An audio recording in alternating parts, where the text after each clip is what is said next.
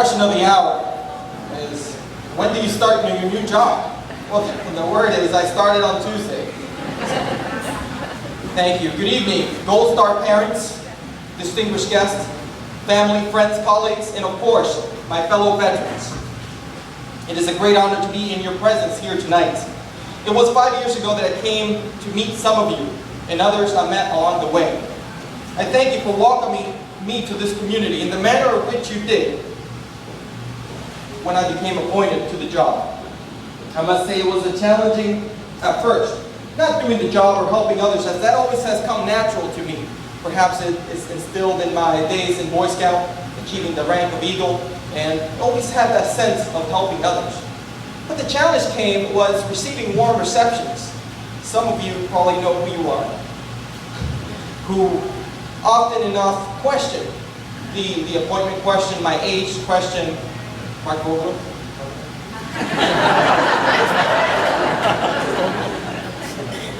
And of course, I overcame those challenges, and today I call you all some of my closest friends. So thank you so much for putting me up with that, because honestly, there's so much to do in that office. There's so much that goes on. There's so much at stake with our veterans, with the folks that we help on a daily basis.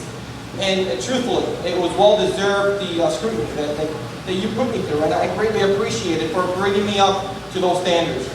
Recalling my appointment and how I thought going through the job, doing those responsibilities.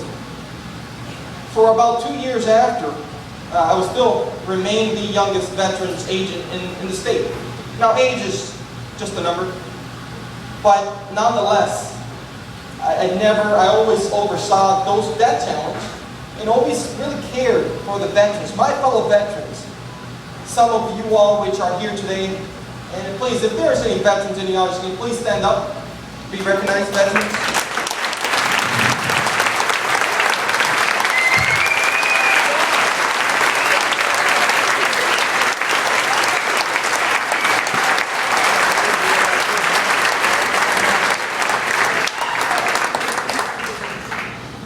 I always said the Office of Veteran Services is by far probably the best office in City Hall, and probably in any City Hall. The reason for that is, it's probably the only place where you don't have to pay a fee to receive a service.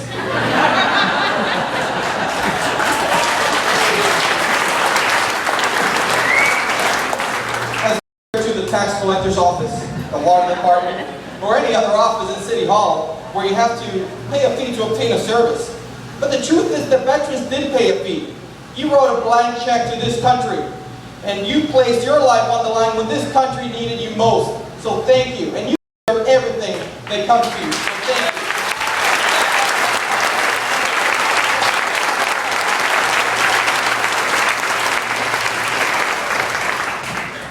One of the challenges that I was tasked with when I first came to the job was improving the attendance at our events, Memorial Day, Veterans Day events. And when I was home on leave, I often enough sometimes would attend some of these events if they coincided with my schedule. And I remember how there would be more people, more elected officials sitting at the stage than we would have on the crowd. And I thought there's something wrong there. So that was my #1 priority to be able to improve that. One of the ways that I did it was include food at an event. That always draws a great crowd, right? I mean, here we are. But in all honesty, it was really increasing the number of veterans, increasing the number of attendance in the events. It was never about me. It was never about the elected officials. It was always about the respect to our veterans. It was always the respect to our community that we owe to our veterans. The responsibility that we have to remember their memories, to remember their sacrifice, and continue that legacy of tradition and honor and respect.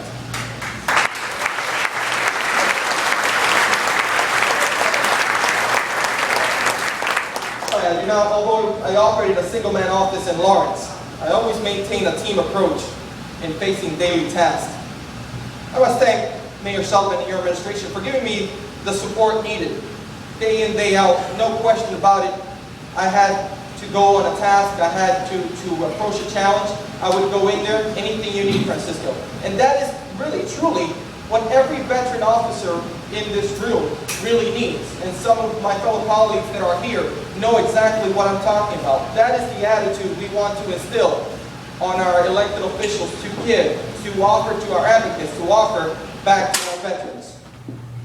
I also thank the current administration for continuing that, the Antigua administration during their time in office. The past and present city councilors for also your devotion and your continued support. I must also thank the Department of Veteran Services. With us today we have Secretary Coleman Nee. Thank you for your support.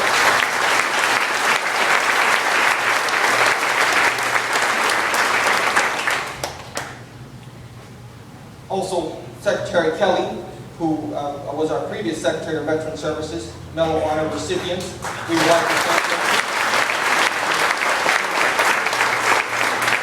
And as I said, while I continue, it was never a single-man office. I always try to operate in a manner to bring dignity, respect to that office. And yes, I only had a budget for one employee, which was myself. And it was challenging, but many people came to the call. Many people answered the call. One of them was Stanley Bagda, retired Deputy Chief.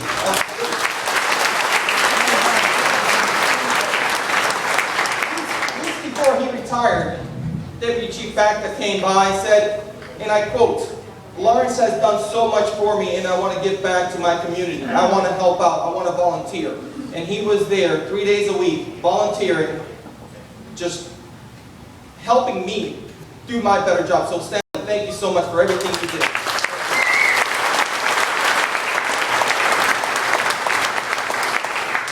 Others that answered that call, a young Marine named Ronald Diaz, who came to the office. I don't know if Ronald was able to make it this evening, but Ronald, another one, hard charger as we call him in the Corps, came to the office, volunteered while he was going through school in Northern Essex. Thank you for allowing your students to have that presence in the community.